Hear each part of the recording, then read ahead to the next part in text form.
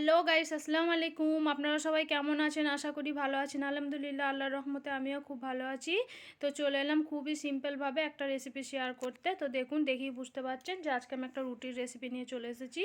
তো আমি আজকে বানাবো ময়দা আর চালের আটা মিক্স করে এরকম একটা মানে সফট রুটির রেসিপি। তো দেখুন, এটা চালের আটা দিয়েও হয়। চালের আটা দিয়ে বানালে কি একটু মানে 1-2 ঘন্টা পরই কিন্তু শক্ত হয়ে যায়। তার জন্য আমি আটা আর ময়দা মিক্স করে রুটিটা বানিয়েছি। দেখুন, এরকম বানিয়ে আপনারা 2 দিন পর্যন্ত রেখে খেতে পারবেন। কত সুন্দর তুলার মতো নরম সফট হয়েছে দেখুন, একদমই পাতলা, খুবই সুন্দর লাগছে। দেখুন কতটা সুন্দর লাগছে। তো দেখুন, আমি এখানে নিয়ে নিয়েছি। আপনারা চিকেন বা মাটন যে কোনো কিছুর সঙ্গে কিন্তু এই রুটিটা খেতে পারবেন। তো বাচ্চারা যদি খেতে না চায়, বাচ্চাদের সুজির হালুয়া দিয়েও খাওয়াতে পারবেন, খুবই সুন্দর লাগবে খেতে। কতটা সফট হয়েছে দেখুন। তো এরকম গ্রেভি টাইপের কোনো কিছু একটা চিকেন বা মটনের রেসিপি বানিয়ে নিলেই কিন্তু রুটিটা নিমেষেই খাওয়া হয়ে যাবে। তো দেখুন, বাচ্চাদের জন্য আমি এই রেসিপিটা বানিয়েছি, সুজির হালুয়া। তো সুজির হালুয়া দিয়েও বাচ্চারা কিন্তু পছন্দ করবে, খুবই সুন্দর লাগবে খেতে। তো দেখুন কত সিম্পলভাবে বানিয়েছি, প্রথম থেকে লাস্ট পর্যন্ত পুরো রেসিপিটা দেখুন। যতটা পেরেছি সহজ করে বানানোর চেষ্টা করেছি। তো যারা নতুন রান্না শিখছেন তারাও কিন্তু নিমেষেই বানাতে পারবেন, কোনো রকম ঝামেলা ছাড়াই কিন্তু এরকম তুলার মতো নরম সফট রুটি রেডি হয়ে যাবে।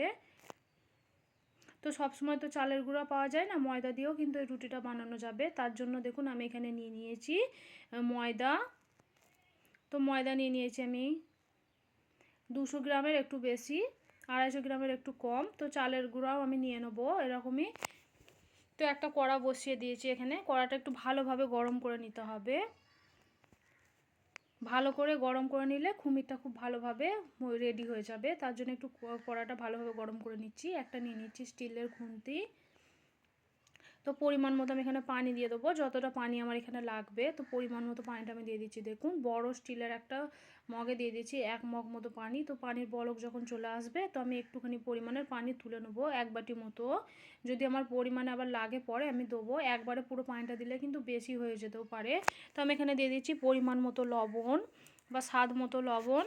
যতটা আপনারা বানাতে চাইবেন সেরকম হিসেবে আপনাদের লবণটা দিয়ে নিতে হবে। দিয়ে লবণটা দিয়ে একটু আমি ভালোভাবে নাড়াচাড়া করে নিচ্ছি। তারপরে দেখুন, আমি এখানে নিয়ে নিয়েছি কিন্তু 1 বাটি মতো চালের গুঁড়া, আলো চালের গুঁড়া নিয়ে নিয়েছি আমি এখানে। তো আলো চালের গুঁড়াটা আমি আগে দিয়েছি। তারপরে দেখুন, নিয়ে নিয়েছি ময়দা। চালের গুঁড়ার পরিমাণটা আমি একটু কম দিয়েছি, ময়দার পরিমাণটা আমি একটু বেশি দিয়েছি, যেহেতু আমি স্টোর করে রাখবো তার জন্য আমি ময়দাটা দিয়েছি। খুব ভালোভাবে 2 দিন পর্যন্ত কিন্তু সফট থাকবে।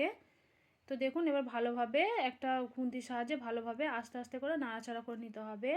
আর খেয়াল রাখতে হবে যেন আটার ডেলা না হয়ে থাকে, একটু চেক করে দেখে নিতে হবে যে আটার ডেলা আছে কিনা। তো সাইড থেকে আবার পানি দিয়ে অল্প অল্প করে একদম স্লোতে রেখে দিতে হবে, দিয়ে একটু ভালোভাবে নাড়াচাড়া করে একটা সফট ডো হয়ে যাবে সেরকম হিসেবে আপনাকে নাড়াচাড়া করেই নিতে হবে। তো দেখুন, আগের থেকে অনেকটাই কিন্তু এক জায়গায় হয়ে গেছে। আর ভালোভাবে এরকম খুন্তি করে নাড়াচাড়া করে নিতে হবে যেন ডেলা না হয়ে থাকে, তাহলে কিন্তু কুমিরটা ভালো হবে না আর রুটির মাঝে ডেলা ডেলা হয়ে থাকবে। তার জন্য একটু ভালোভাবে একদম স্লো আঁচে এরকমভাবে কুমিরটাকে একদম পাক করে নিতে হবে। তো দেখুন, আগের থেকে অনেকটাই কিন্তু সফট হয়ে গেছে আর দেখুন অনেকটাই কিন্তু ভালোভাবে পাক হয়ে গেছে। তো আর একটু আমি কুমিরটাকে একটু ভালোভাবে পাক করে নেব। কাঁচা থাকলে কিন্তু রুটিটা অত ভালো হবে না, তার জন্য সবসময় এরকমভাবে একটু চেক করে দেখে নেবেন। তো দেখুন, এখনও কিন্তু একটু এটা হতে হবে, এখন একটু কাঁচা আছে। তো আমি এখনও উল্টে পাল্টে ভালোভাবে কুমিরটাকে রেডি করে নেব, বারে বারে নাড়াচাড়া করতে হবে। তো দেখুন, আমি এখানে একটা স্টিলের প্লেট নিয়ে নিয়েছি। তো কুমিরটা আমার কিন্তু রেডি হয়ে গেছে, আমি ঢেলে নেবো।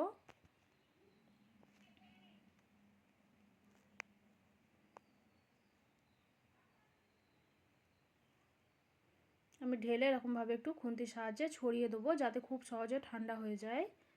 একদমই গরম অবস্থায় এটা মাখতে যাবেন না, তাহলে কিন্তু হাতে ছ্যাঁকা লেগে যেতে পারে। একটু ঠান্ডা করে নিয়ে আবার ভালোভাবে মথে নিতে হবে। তো দেখুন, আমি এরকম একটা নর্মাল পানি নিয়ে নিয়েছি, একটা গামলার মধ্যে নিয়ে আমি এরকম নর্মাল পানি নিয়ে এরকম পানিতে হাত দিয়ে ভালোভাবে এরকমভাবে মথে নেবো যাতে না ডেলা হয়ে থাকে।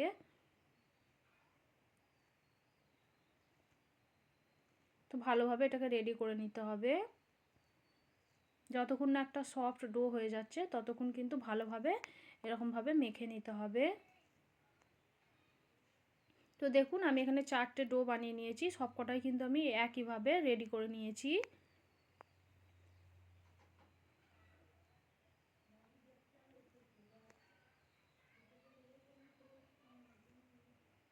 তো দেখুন 4টে আমি কিন্তু ভালোভাবে একদম রেডি করে নিয়েছি। একটা সুতির কাপড় ভিজিয়ে আমি ওগুলো ঢাকারে দিয়ে এগুলো লেচি কেটে নিচ্ছি আমি রুটিটা বানানোর জন্য। একদম তুলার মতো নরম সফট হয়েছে, দেখেই বুঝতে পারছেন কত সুন্দর হয়েছে। রুটিটা যখন কাটছি তখনই বোঝা যাচ্ছে একদম পারফেক্টভাবে রেডি হয়ে গেছে। তো আমি এখানে নিয়ে নিয়েছি একটু ময়দা। তো ময়দাতে একটু দিয়ে ভালোভাবে একটা আমি শেপ দিয়ে নেবো। এরকমভাবে শেপ দিয়ে নিলে কিন্তু রুটির চারি সাইডটা ফাটবে না, খুব সুন্দরভাবে রেডি হয়ে যাবে। তো দেখুন সাইডটা আমি এরকম একইভাবে সবকটা রেডি করে নিচ্ছি।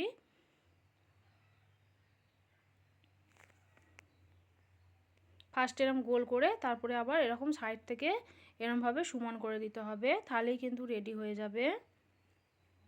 তো এরমভাবে রুটিটা করে নিলে খুব সুন্দরভাবে রুটিটা রেডি হয়ে যাবে আর চায়ের সাইড থেকে ফাটবে না। তো আমি 3টা আপনাকে দেখিয়ে দিলাম।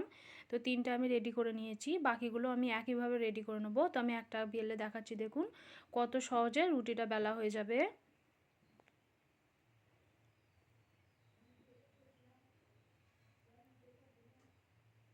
তো ভালোভাবে দেখুন অল্প একটু ময়দা দিয়ে একদম আলতো হাতে আমি বেলে নিচ্ছি, দেখুন কতটা সুন্দর হয়েছে।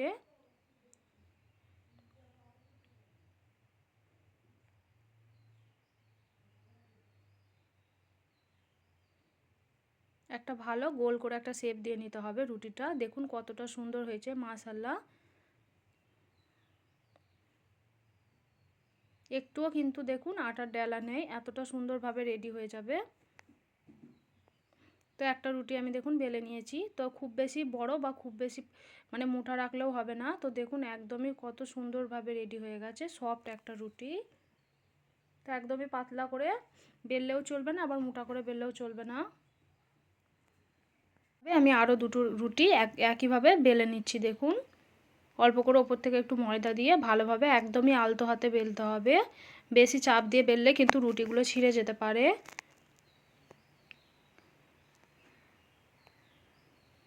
মাশাআল্লাহ দেখুন খুব সুন্দরভাবে কিন্তু এই রুটিটাও আমার বেলা হয়ে গেছে, কতটা সফট আর কতটা সুন্দর হয়েছে দেখুন। তো আমি এখানে একটা তাওয়া বসিয়ে দিয়েছি, তাওয়াটা ভালোভাবে গরম করে নেবো আমি। একটু চেক করে নেবেন যে খুব বেশি গরম হয়ে গেলে কিন্তু রুটিটা ফুলবে না।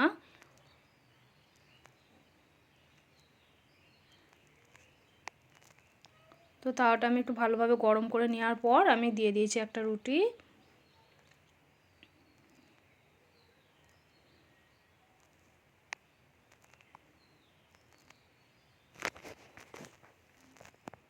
তো কিছুক্ষণ আমি একদম স্লোতে রেখে দিয়েছি। তো এক পিঠটা আমি উল্টে দিচ্ছি, দেখুন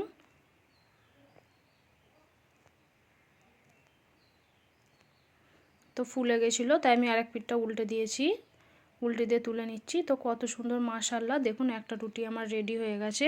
তো আমি আর একটা সেঁকে নেবো একটু ভালোভাবে।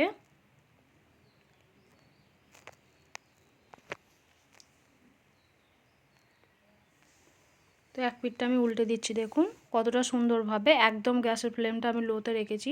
প্রথম কাঠটা একটু বেশি গরম হয়ে গেছিলো, তো একটু কম ফুলেছিল। তো এটা দেখুন মাশাআল্লাহ গ্যাসের ফ্লেমটা একদম লো রেখেছি, কত সুন্দরভাবে রুটিটা ফুলেছে দেখুন। এই রুটিটা ফুলে গেলে একটু খুন্তির ডগা করে একটুখানি মানে ছিঁড়ে দিতে হবে, নাহলে রুটিটা কিন্তু ঠান্ডা হয়ে যাওয়ার পর জড়ো হয়ে যেতে পারে। তো দুটো রুটি আমার রেডি হয়ে গেল। তো আর একটা আমি একইভাবে রেডি করে নেবো।